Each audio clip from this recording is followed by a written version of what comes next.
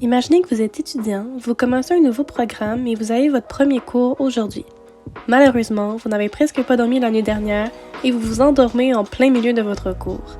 Quand vous vous réveillez, vous réalisez que probablement tout le monde vous a vu dormir. Comment est-ce que vous vous senteriez dans cette situation? Assez honteux, j'imagine.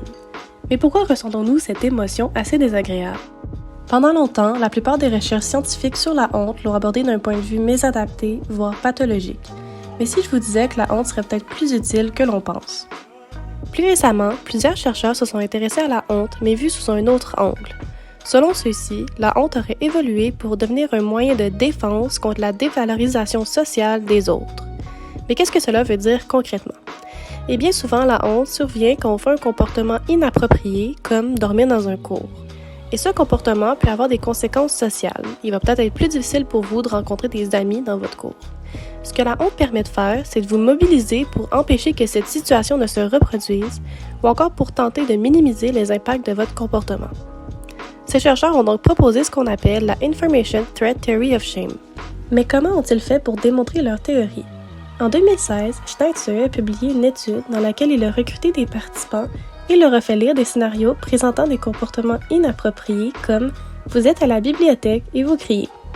Une partie des participants devait dire à quel point ils seraient honteux dans cette situation et l'autre partie devait dire à quel point ils dévaloriseraient une autre personne faisant ce comportement. Ce qui a été observé, c'est que les réponses de honte et de dévalorisation corrélaient fortement entre elles, ce qui soutient la théorie proposée précédemment. Par contre, les mesures utilisées sont des auto-évaluations. Et afin de bien confirmer la théorie, il faudrait reproduire les résultats, mais avec des instruments de mesure plus valides. Et ça, c'est exactement le but de notre équipe de recherche, et nous avons décidé d'utiliser comme mesure la dilatation de la pupille. Vous savez probablement que la pupille se dilate et se contracte en fonction de la lumière de l'environnement. Mais saviez-vous qu'elle peut aussi se dilater lorsqu'on vit certaines émotions?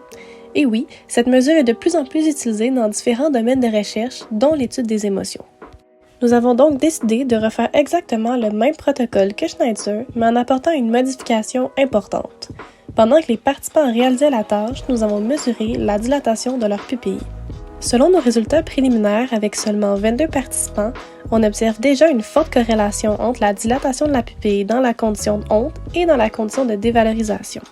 Et ça nous permet de donner encore plus de poids à la Information Threat Theory of Shame. Faut retenir, c'est que la honte n'est peut-être pas une réponse si mauvaise en soi.